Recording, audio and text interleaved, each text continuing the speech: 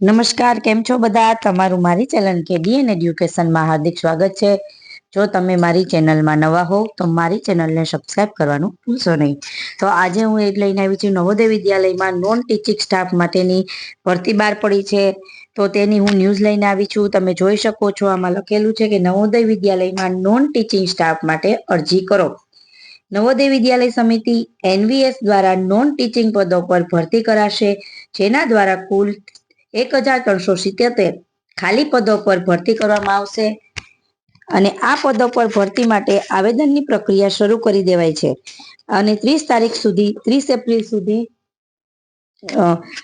April 2024 સુધી ચાલુ રહેશે. જે ઉમેદવારો સરકારી નોકરી મેળવવા ઈચ્છે છે અને તે માટે લાયકાત પણ ધરાવે છે, તેઓની સંસ્થાની વેબસાઇટ આપેલી છે નવોદયા.government.in પર જઈને તમે અરજી કરી શકો છો.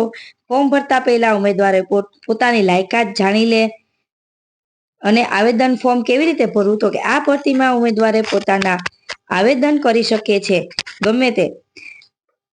આવેદન માટે તમારે અહીં આપેલા સ્ટેપ્સને ફોલો કરવાના છે. તેને પગલે તમારે વધારાના ઇન્ટરનેટ યુઝર્સનો ચાર્જ ચૂકવવો નહીં પડે. ફોર્મ ભરવા માટે તમારે પહેલા સંસ્થાની વેબસાઇટ નવોદય.government.in પર જવાનું રહેશે. ત્યારબાદ તમને પોપ અપમાં ભરતીની સંબંધિત લિંક જોવા મળશે અને તેના પર ક્લિક કરવું અને ત્યાર પછી પેજ પર તમને new candidates registration here link જોવા મળશે, જેના પર જઈને તમારે રજિસ્ટર કરવાનું રહેશે.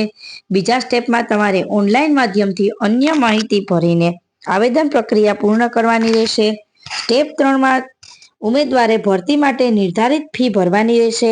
આખરે પૂર્ણ રીતે ભરી દેવાયેલું ફોર્મ તપાસીને તેની એક પ્રિન્ટ આઉટ કાઢી લેવાની અને સાચવી રાખવાની છે. નવોદય વિદ્યાલયમાં ભરતી માટે નવોદય વિદ્યાલય સમિતિમાં નોન ટીચરના પદો પર ભરતી કરાશે અને 30 એપ્રિલ સુધી ઉમેદવારો આ ભરતી ફોર્મમાં સામેલ થવા અરજી કરી શકશે. તો મિત્રો, 30 એપ્રિલ સુધી છે ભરતી. તો જે લોકોને આમાં જે આપી છે તે તમારે કેટલું એજ્યુકેશન છે એમ આપેલું છે, એ પ્રમાણે હો તો તમે આમાં ફોર્મ ભરી શકો છો. જો તમને મારો આ વિડીયો ગમ્યો હોય તો મારી ચેનલને લાઈક કરજો, શેર કરજો, સબસ્ક્રાઇબ જરૂરથી કરજો. Thank you.